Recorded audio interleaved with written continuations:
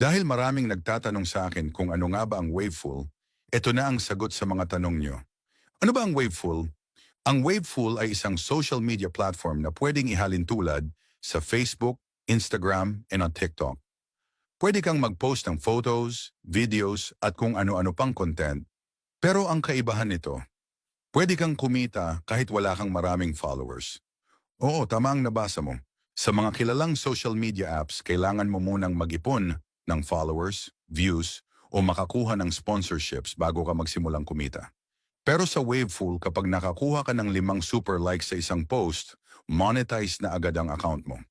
Ibig sabihin, pwede ka nang kumita kahit nagsisimula ka pa lang.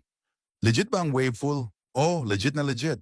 Na-launch ito noong Disyembre 2020 at mula noon patuloy na itong ginagamit ng mga content creators sa iba't ibang panig ng mundo. Anong klase ng content ang pwedeng i-post? Lahat ng original content ay welcome.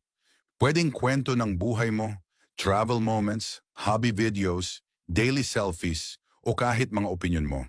Ang mahalaga, ikaw mismo ang gumawa o may karapatan ka sa content. Magkano ang minimum withdrawal? Kailangan mo lang ng $5 sa iyong payout wallet. Kapag naabot mo ito, pwede mo na agad i-withdraw. At kung hindi pa umabot, don't worry, hindi mawawala ang kita mo. Hintayin mo lang maipon. Kailan ang payout? May monthly payout system si Waveful. Halimbawa, kung nag-join ka ng Enero at nakaipon ka na ng sapat, sa Pebrero ka makakatanggap ng payout. Kaya kung mahilig kang mag-post ng content araw-araw, gawin mo ng mas sulit. Sa Waveful, hindi mo kailangan ng libo-libong followers. Kailangan mo lang magsimula. Maraming salamat mga ka-Waveful.